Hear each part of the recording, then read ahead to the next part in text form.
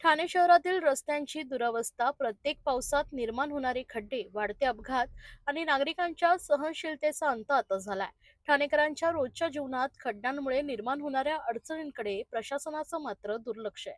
याच पार्श्वभूमीवर ठाणे शहर जिल्हा काँग्रेसतर्फे शनिवारी ठाणे पूर्व कोपरी भागात खड्डे भरो आंदोलन करण्यात आलंय.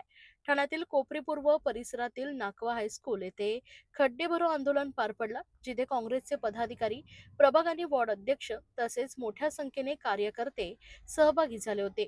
आंदोलकांनी रस्त्यावरील खड्डे स्वतः भरून प्रशासनाच्या निष्क्रियतेचा निषेध नोंदवलाय.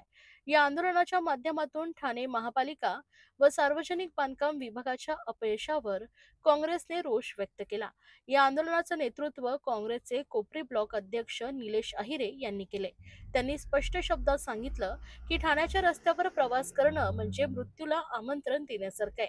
हे केवळ नागरी सोयींचं अपयश नाही, तर जनतेच्या सुरक्षेचा घात आहे. लाखो कोटींचा निधी असूनही रस्त्यांची ही अवस्था म्हणजे कारभारात पारदर्शकतेचा अभाव आणि ठेकेदारी यंत्रणेचा भ्रष्ट चेहरा आहे. आता खड्डे भरून प्रशासनाला जागा करणं गरजेचं झालंय. काँग्रेसनं या आंदोलनातून ठाणेकरांचा आवाज बुलंद केला असून जर लवकरात लवकर शहरातील रस्ते दुरुस्त करण्यात आले नाहीत, तर पुढील टप्प्यात अधिक तीव्र स्वरूपात आंदोलन करण्यात येईल आणि ठाणे महापालिकेला जबाबदार धरण्यात येईल, असा थेट इशारा यावेळी देण्यात आलाय. यावेळी भालचंद्र महाडिक, निशिकांत कोळी, तानाजी सूर्यवंशी, शिरीष घरत, महेंद्र म्हात्रे, उमेश कांबळे, स्वप्नील कोळी, मिथुन कोळी, महेंद्र पाटणकर, शैलेंद्र कोळी, महेश शिंदे, योगेश मयेकर, बाळा घरत, रवींद्र डोलस आदी काँग्रेसचे पदाधिकारी, कार्यकर्ते उपस्थित होते. विभागामध्ये असे भरपूर प्रॉब्लेम्स आहेत. त्यापैकी हा एक प्रॉब्लेम आम्ही ठाणे शहर जिल्हा अध्यक्ष विक्रांत चव्हाण यांच्या अध्यक्षतेखाली खड्डे बुजवायचं जे आंदोलन सुरू केलं आहे ते आजपासून सुरू झालं आणि उद्यापर्यंत पूर्ण 12 ब्लॉकमध्ये आम्ही ते घेणार आहोत. तर त्याची सुरुवात आम्ही कोपरीमधून केलेली आहे. तर आपण बघाल की जे पावसाळ्यापूर्वी कामं झालेले हवी होती, प्रशासनाने काही केले नाही आहे. इव्हन तुम्ही बघाल झाडं कटिंग आहे ते नाही झालं आहे, खड्डे भरणं झालं आहे ते नाही झालं आहे, नाले सफाई सुद्धा पूर्णतः झालेली नाही आहे.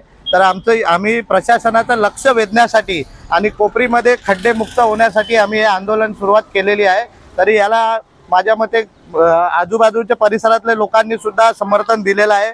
जस्ट इथे आपण बघाल की मी स्वतः इथे पडलो होतो, ते वर खाली लेवल होती.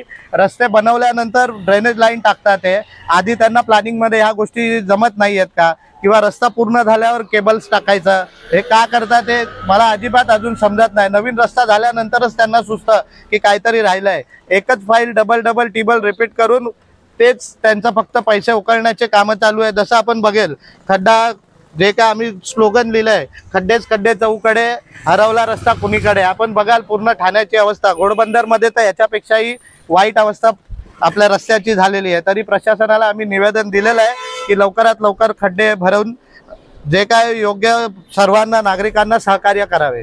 जय हिंद.